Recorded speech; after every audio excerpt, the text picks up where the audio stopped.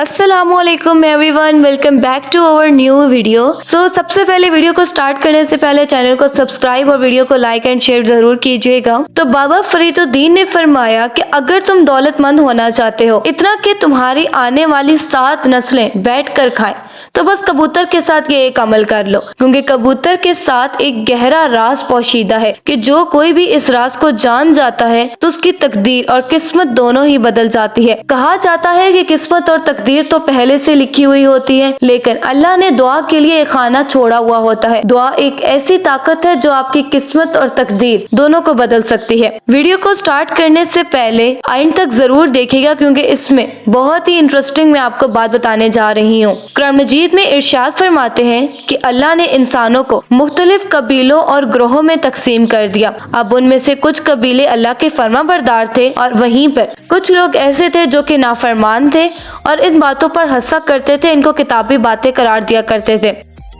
और अगर हम जिन्नात की बात करें तो उनका भी यही सिस्टम है। अगर फरिश्तों की बात करें तो उनके भी मुख्तलिफ दर्जात हैं। इसी तरह अगर हम परिंदों की बात करें तो आदतन और फितरतन के एतबार से अल्लाह ने कुछ परिंदों को दूसरे परिंदों से अफजल बनाया है। मिसाल के तौर पर एक इंतहाई चालाक परिंदा है कौवा, उसकी मक्कारी बहुत फेमस है। अगर मेहनत करने से अगर हर कोई दौलतमंद हो सकता तो मजदूर दुनिया का सबसे अमीर तरीन शख्स होता, लेकिन इंसान को वही कुछ मिलता है जो उसकी किस्मत में लिखा होता है। लेकिन दुआ और नेक काम इंसान की तकदीर बदलते हैं। अगर आप रिस्क की तंगी को दूर करना चाहते हैं तो सुबह उठकर सबसे पहले परिंदों को दाना दुनकर डालें, क्योंकि जब कोई भी परिंदों को दाना डालता है तो परिंदे के लिखे नसीब में रिस्क के वसीले से उसको भी रिस्क मिलना शुरू हो जाता है। एक दिन एक शख्स बाबा फरीदुद्दीन के पास आता है और कहता है कि मैं शहर में सबसे ज्यादा मेहनत करता हूँ, लेकिन उसके बावजूद मैं सबसे ज्यादा गरीब हूँ।